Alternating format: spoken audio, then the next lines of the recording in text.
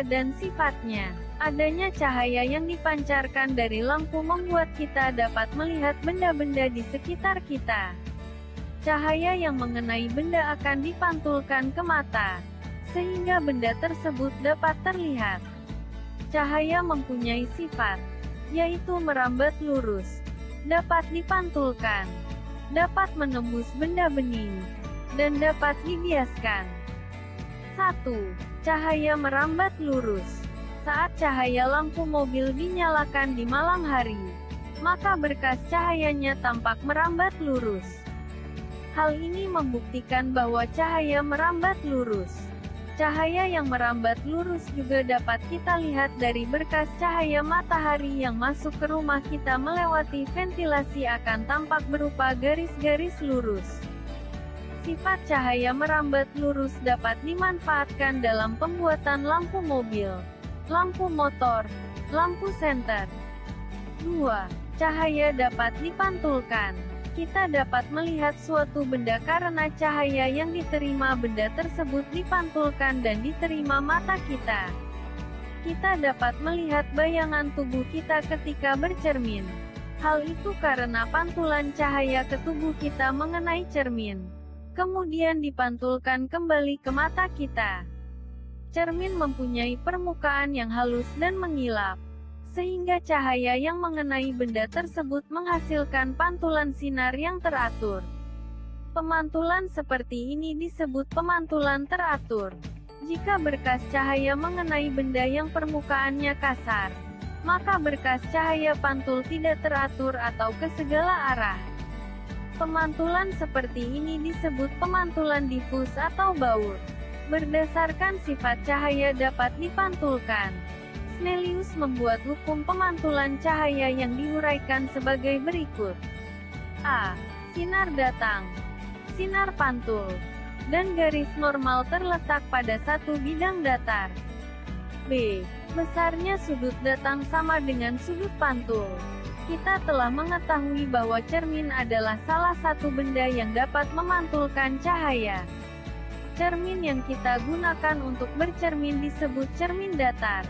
Cermin datar mempunyai permukaan datar dan tidak melengkung. Kalian dapat mengetahui sifat-sifat yang dibentuk oleh cermin datar. Berikut beberapa sifat dari cermin datar. A. Bayangan benda tegak dan semu. B. Besar dan tinggi bayangan sama dengan bendanya. C. Jarak benda dengan cermin sama dengan jarak bayangan dengan cermin. D. Bagian kiri bayangan berlawanan dengan benda sebenarnya. 3. Cahaya dapat menembus benda bening. Benda bening adalah benda yang dapat meneruskan sebagian besar cahaya yang diterimanya. Salah satu contoh benda bening adalah air jernih. Ayo kita pelajari macam-macam benda berdasarkan kemampuan cahaya menembus benda. Benda dapat dikelompokkan menjadi 3, yaitu benda bening transparan, benda translusense, dan benda buram. A.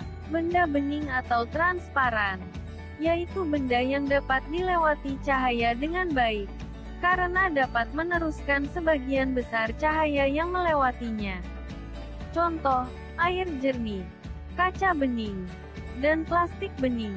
B. Benda translusense, yaitu benda yang hanya dapat meneruskan sebagian cahaya yang diterimanya. Contoh, air keruh, kaca dop, dan bohlam susu. C. Benda buram, yaitu benda yang menghalangi cahaya.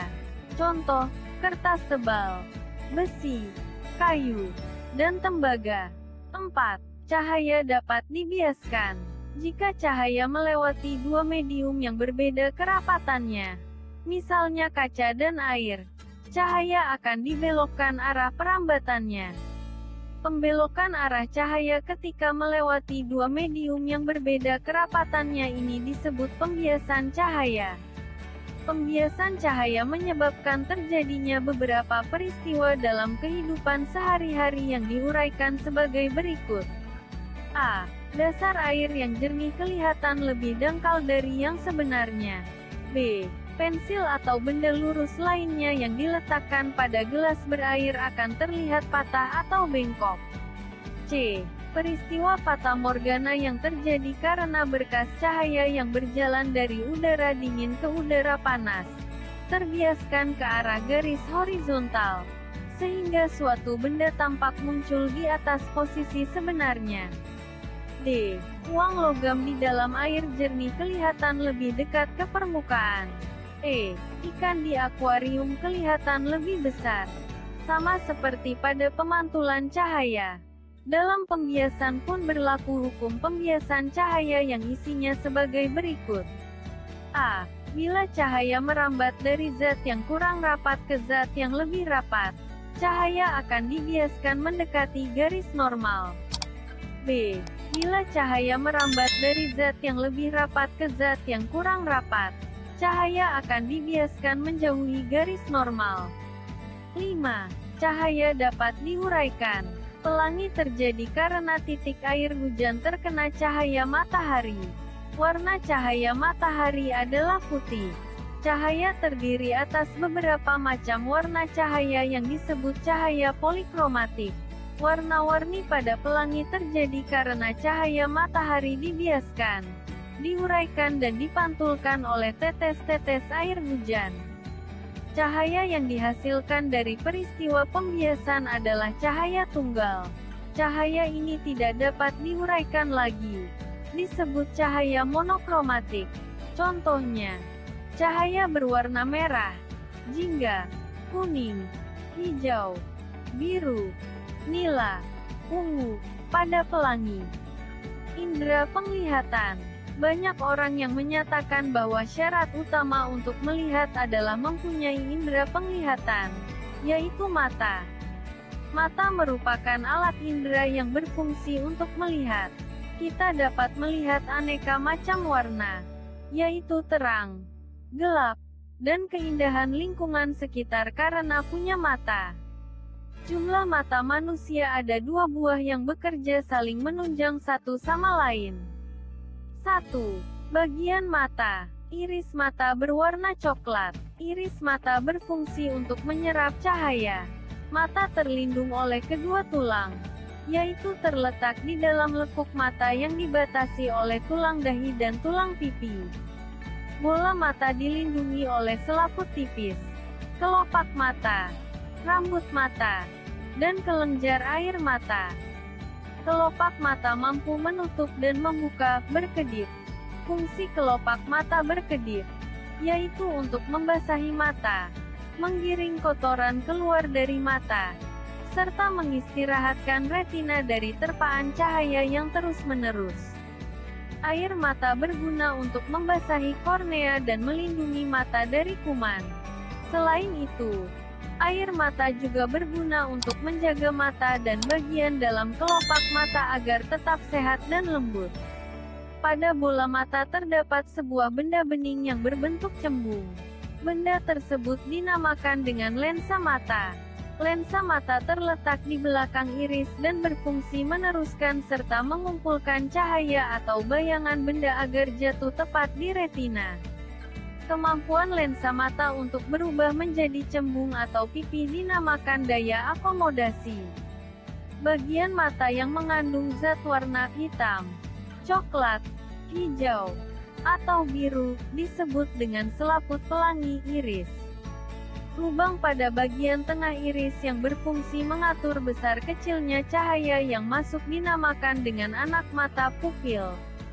Bola mata mempunyai 3 lapis dinding yang mengelilingi rongga bola mata. Ketiga lapis dinding ini dari luar ke dalam diuraikan sebagai berikut. A. Sklera. Sklera merupakan jaringan ikat dengan serat yang kuat. Warnanya putih buram, tidak tembus cahaya, kecuali di bagian depan bersifat bening, transparan. Bagian yang bening dinamakan kornea. Kornea berfungsi menerima rangsang berupa cahaya dan meneruskan rangsang ke bagian mata yang lebih dalam. Pada kornea terdapat lapisan transparan yang melapisi kornea dan kelopak mata. Lapisan ini dinamakan konjungtiva. Lapisan konjungtiva berfungsi melindungi bola mata dari gangguan. B. Koroid. Koroid berwarna coklat kehitaman sampai hitam. Koroid merupakan lapisan yang berisi banyak pembuluh darah yang memberi nutrisi dan oksigen terutama untuk retina.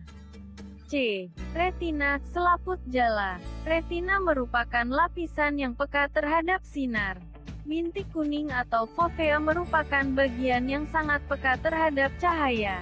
Pada seluruh bagian retina berhubungan dengan badan sel-sel saraf yang serabutnya membentuk urat saraf optik yang memanjang sampai ke otak.